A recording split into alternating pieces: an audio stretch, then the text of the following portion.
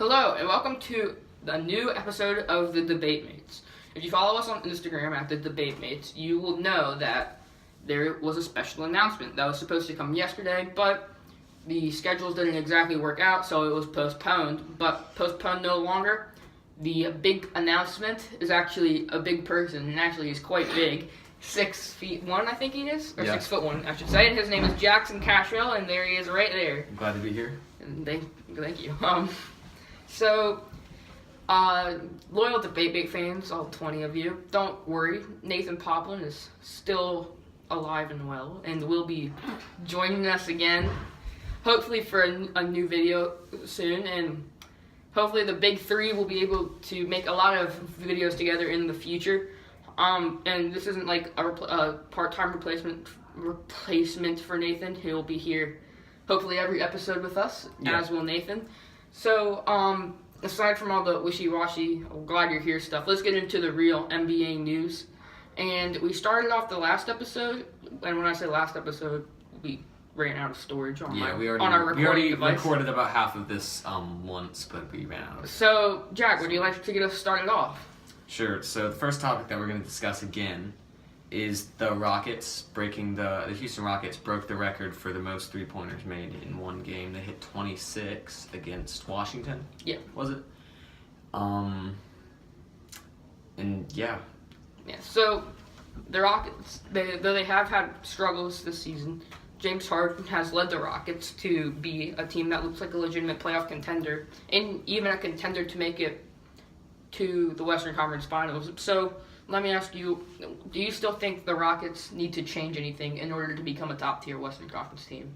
I think so, because I think after they lost Trevor Ariza, I think they need more defenders, honestly, because they're such an offensive. Their team has such an offensive mindset. Offense is great, but it can only really take you so far. They've got Chris Paul, the top playmaking point guard in the league. James Harden, obviously, you could argue he's the top scorer in the one of the best scorers in the league.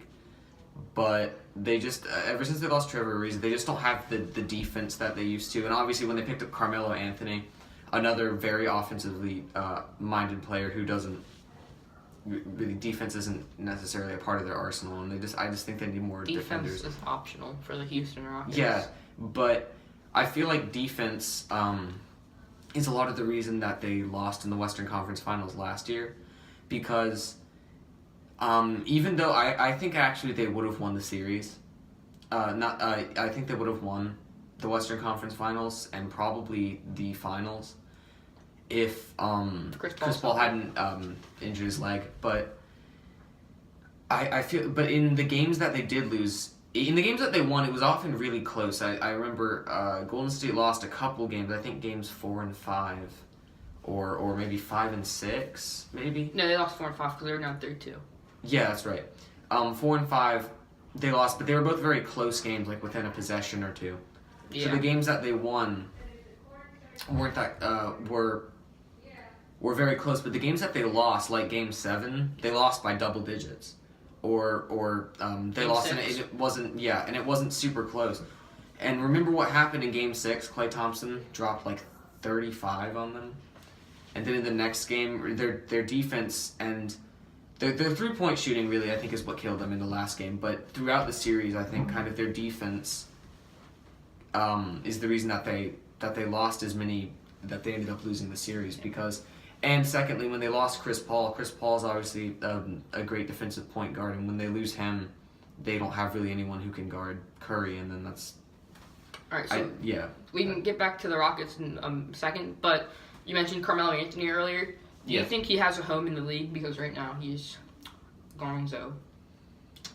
Honestly, my opinion is he needs to go...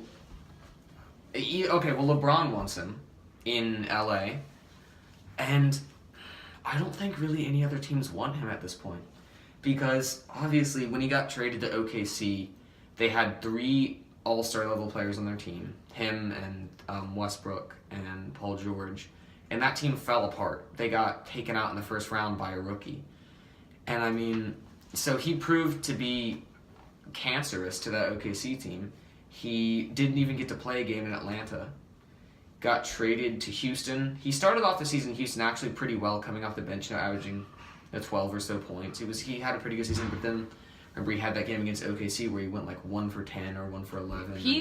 He's a good player when he gets his offense going, but that's when he gets his offense going. Like if you look at the stats, Carmelo Anthony might look like a solid player because you see a game like against Brooklyn, he puts up 22 points, and you're like, oh wow, he's actually pretty good.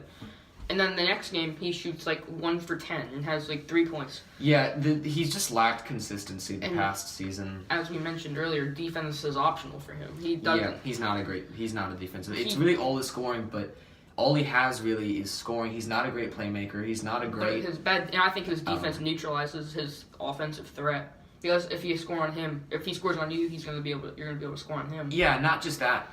It's if he's an offensively minded player, and you don't play an ounce of defense, sometimes you can actually still be a really good player. I mean, the reigning MVP, James Harden, remember a couple seasons ago, he would never play defense.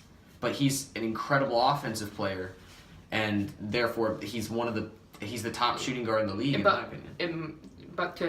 With that, when he was not playing defense, he had guys around him where if he didn't want to play defense, you could hide him. You could put CP3 on one guy and Luke Mbamute on another, and Trevor Ariza on another guy, and then you could just have Harden wait. But with the Rockets team this year, since they lost so much defense, you can't hide. You couldn't hide Harden and Carmelo at the beginning of the year. Yeah, and not just that. It's if you lack skill on defense, you can kind of make up for that with a really good offense. But the thing is, he doesn't have consistent shooting either. Because like you said, he'll score 20 plus one night and go like 9 for 15, and then the next night he'll be, like 1 for 8 and scores 3 points. Yeah. All right. So about the Rockets, they were going for someone who they didn't get, who now plays for the Washington Wizards, and you guessed it, that person is Trevor Ariza.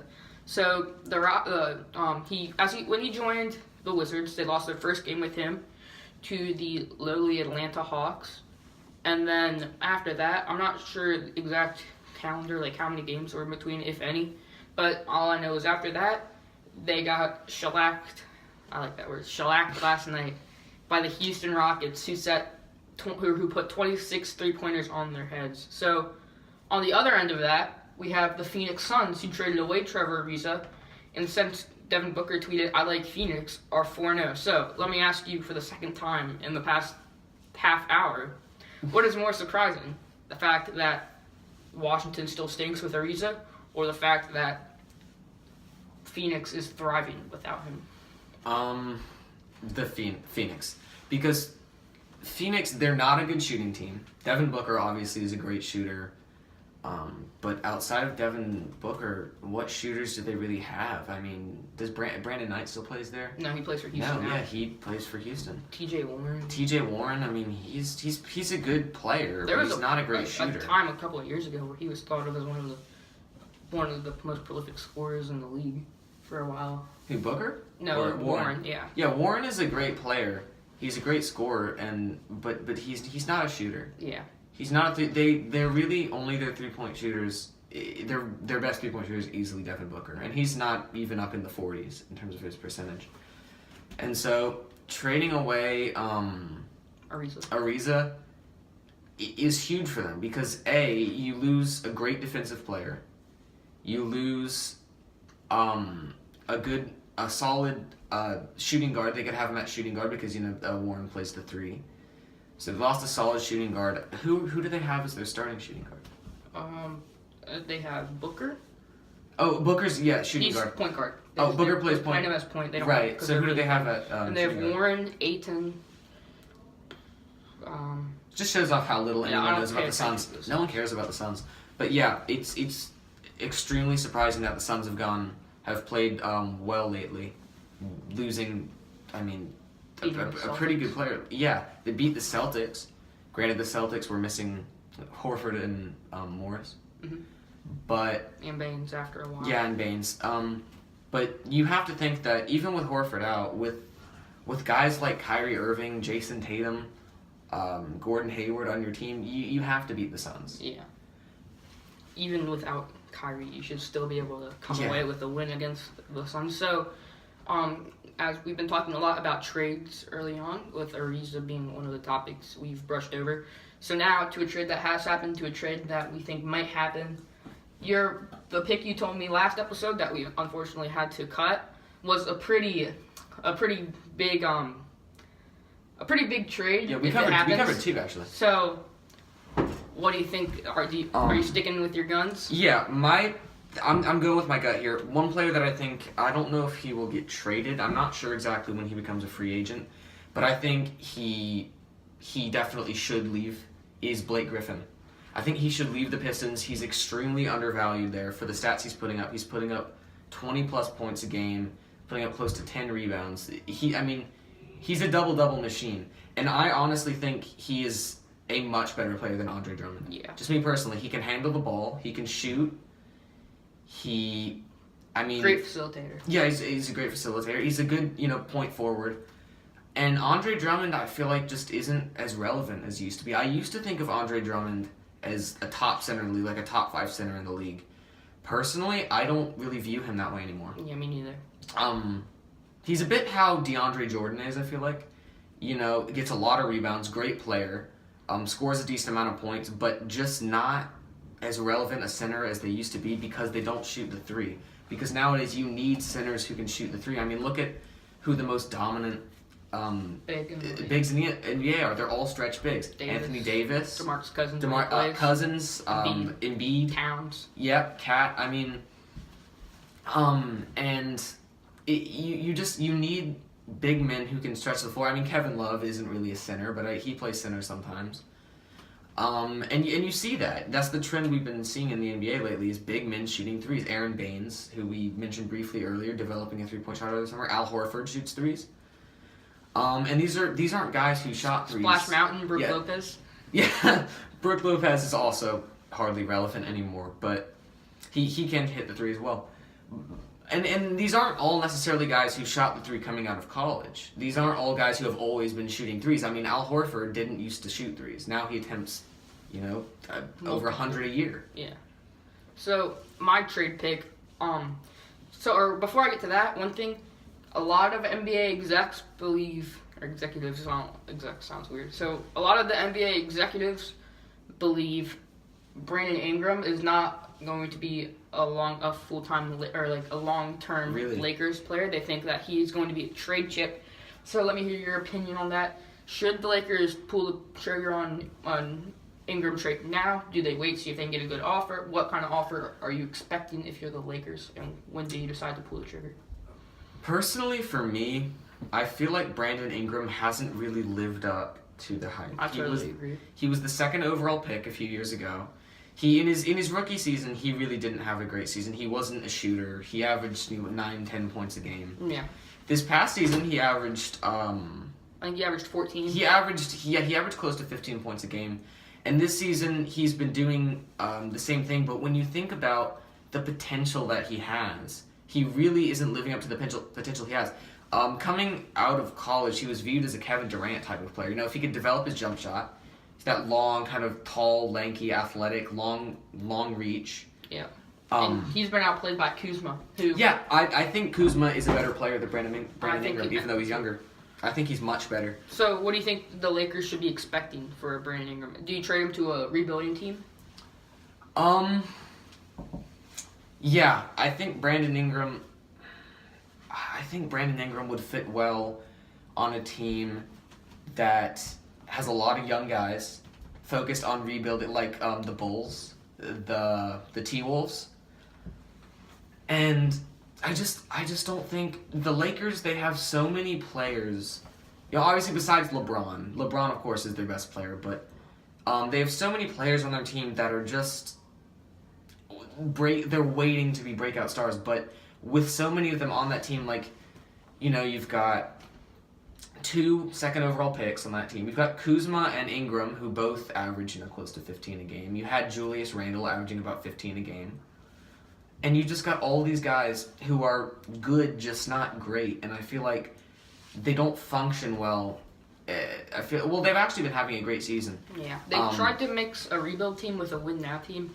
And you can't really do that unless they're burning too many of the young players, because it takes a couple of years for a young player to develop unless they're going to be a great player early on in their career. Like Kuzma, Ball, they're going to take a while to develop. Have we seen improvement from last year to this year for both of them? Of course, but we're going to see more improvement after this year and the year after that. And by then, will they have reached the ceiling where LeBron can't lead a team that wants to win now? So I agree. I think Ingram does need to get traded. But by the same token, if they trade Ingram, realistically, I don't know if they can beat the Golden State Warriors. I don't no matter think they can, what I they don't get. think they can beat him with or without him. If they get a package and maybe you'd have to be willing to give up a lot of young players. But if they can somehow manage to get Anthony Davis by giving away a player like Ingram, picks, I don't know Who what do you think they would have to trade to get Davis? I think you got Kuzma, obviously Ingram, a lot of picks. I think you got to keep Kuzma. I think he should be a player that you keep for as long as you can. I keep him out of it at all costs. I mean, obviously Anthony Davis right now is looking like he could be a top 1 player in the league in the coming years, but still I think Kuzma could have not the same potential, but at least a pretty high ceiling. Yeah, Kuzma, future All-Star for sure. But so I'd give up Ingram, Kentavious Caldwell-Pope. I don't know how much value he has right now. Really not much. JaVale McGee, he's not. Actually, JaVale McGee is having a really great season. Yeah, but isn't he their second leading scorer? I don't know. Or he's averaging, or at least at the beginning of the season, he was averaging close to up to 15 points a game. So, but you have to trade Ingram if you're going to get Anthony Davis, and I don't think that's a realistic trade package quite yet. Maybe wait for a little while because I don't know how ready the Pelicans are to just completely embrace the tank. But another team he would fit well with, maybe the Miami Heat. I think they should embrace the tank. Goran Dragic is out for 2 months as of yesterday for a knee injury that he's been battling this whole year. Yeah, knee surgery is going to be back in February. But then again, if you trade him to the Heat, you're not going to get many win-now pieces back in return. Yeah. And also, I feel like one of the reasons that Brandon Ingram isn't having the breakout season everyone thought he would is because of LeBron. I think a lot of people thought that LeBron would be a great mentor to the young players, and I agree to an extent. But at the same time, Ingram plays the 3. Kuzma plays, the 3 and the 4, but oftentimes he plays at the small forward. And so does LeBron. And the problem is LeBron is playing, 36 minutes a night. He's playing 3/4 of the game. And it doesn't give a lot of time to the young players. And it's not that they don't get enough minutes. It's just that as soon as you add LeBron to a team, that's a win now type of. Yeah. They don't want LeBron so that they can develop LeBron into a great player because LeBron has been a great player since his rookie year. They want LeBron so that they can become a playoff contender now, but you can't combine a win now mentality with a develop your young players mentality. It just doesn't work. Yeah.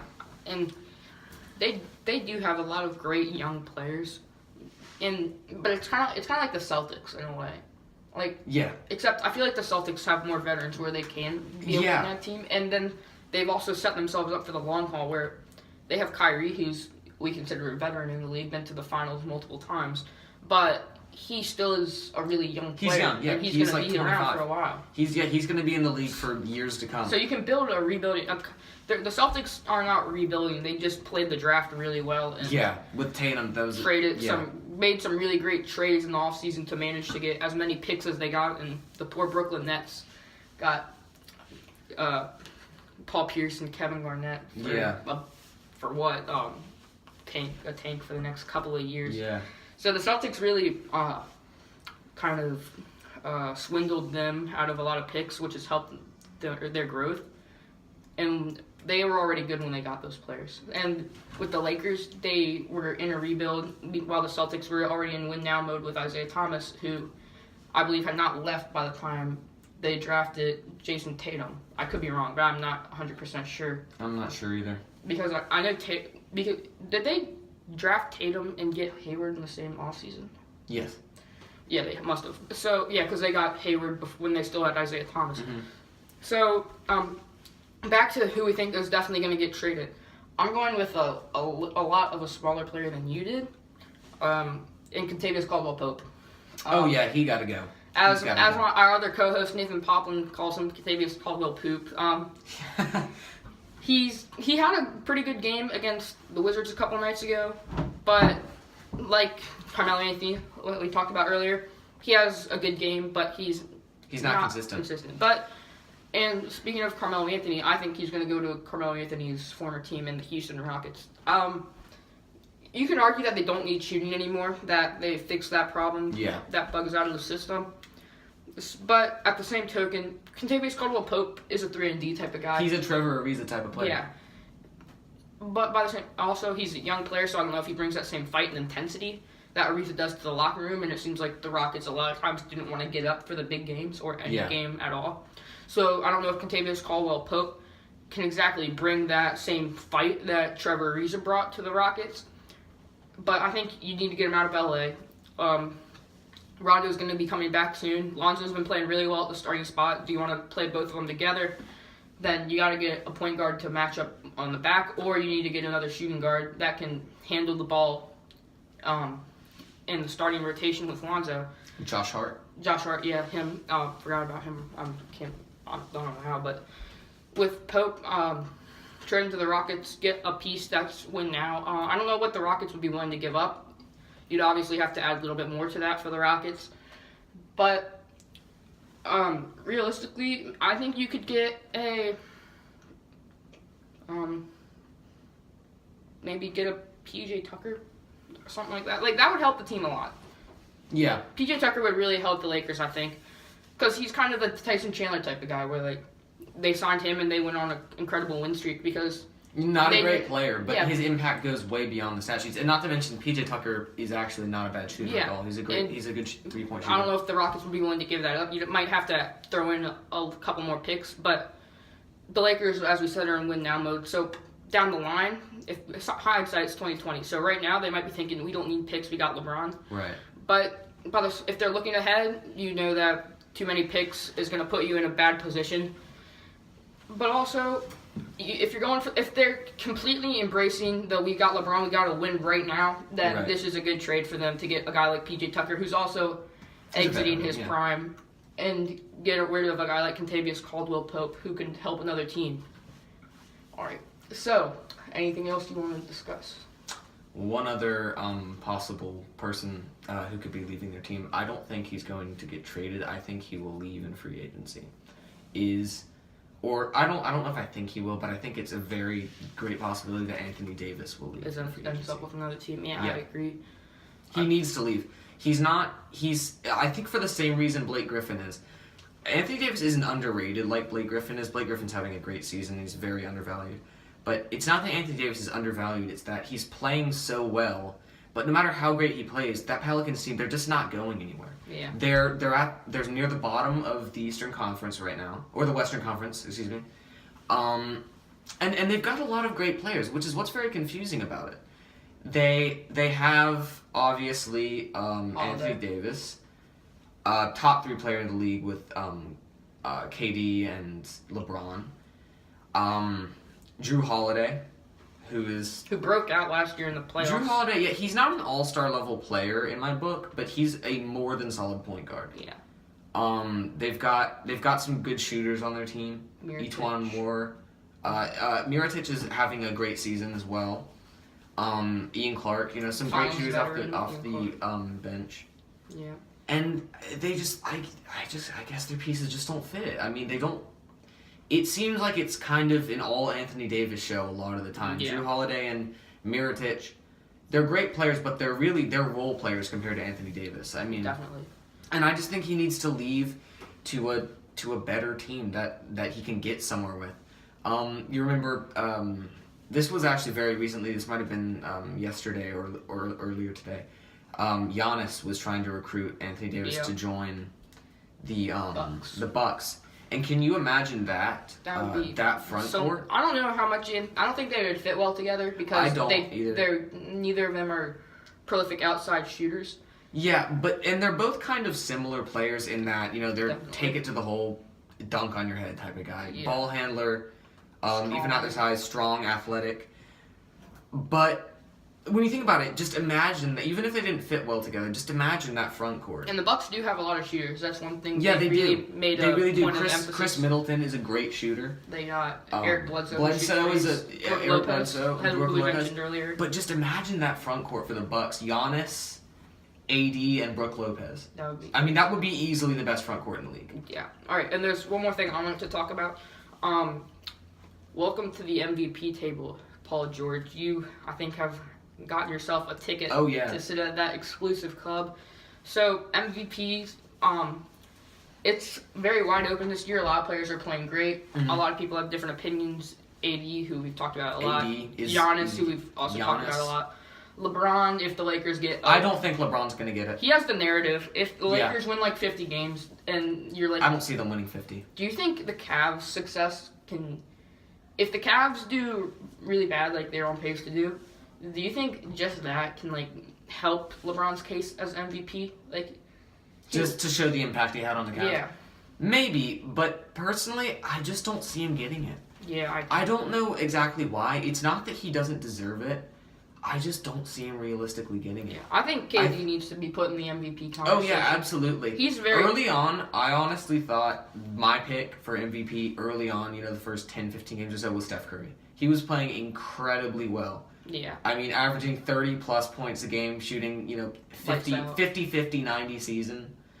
It just incredible. He went down with that groin injury, which kept him out for a very long time. A lot, at least 10 games. And when he was out, even though the Warriors didn't have the greatest record, KD carried. KD stepped up. He did. He had 51. He had 51 against the Raptors, I believe. He had, he had three straight games of 40 plus, and one of them he had 50 plus.